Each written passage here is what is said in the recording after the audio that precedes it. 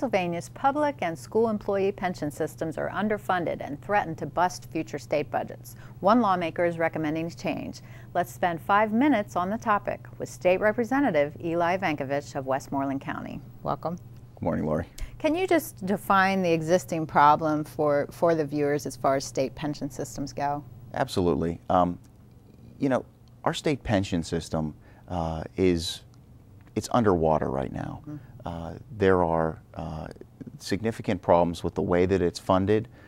The future liabilities outweigh the future contributions, and we need to take immediate action, I believe, to try to get this under control so that our state can remain a competitive place for families to grow and businesses to start up. Well, you've got a bill that will change the system from a defined benefit to a defined contribution. Can you explain what those two terms mean and then what your bill does? Absolutely. The way we would think of them outside of those terms is a defined benefit pension is when you get a monthly payment from your employer or from the government every month after you retire. And the same amount? The same amount. Possibly with cost of living increases. And a defined contribution plan is a 401k. It's a savings plan.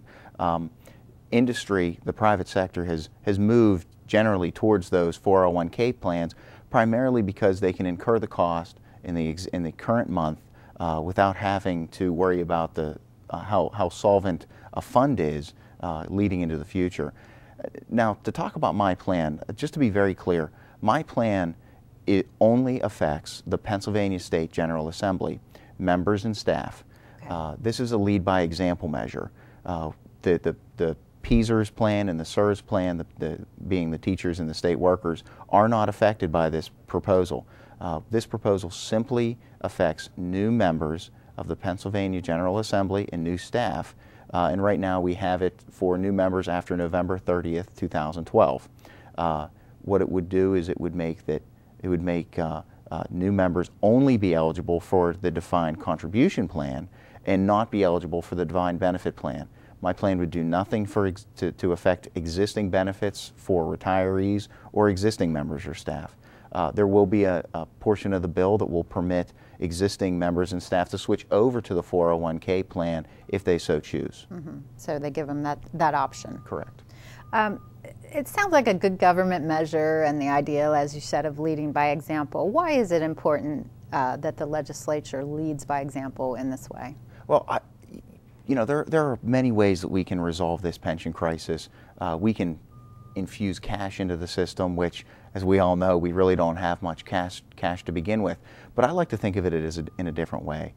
If you have a boat and you're out on the water and you notice that you're taking on water in the boat, your first move isn't going to be to pick up a bucket and start bailing water out of the boat. Your first move is going to be to find where the water's coming in and plug the hole.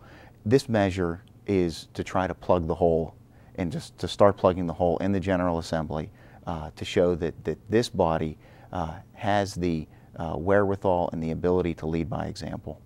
And finally, what's the status of the bill at this point? Right now we're seeking co-sponsors. I would encourage all of my colleagues to sign on to this. I don't really see where any opposition to this bill would be. It would only affect new members, new representatives, new senators, and new staff after November 30th, 2012. And it'll begin the process of being able to heal our pension systems in this state. Well, thank you for taking the time to explain it to us. Thank you, Lori.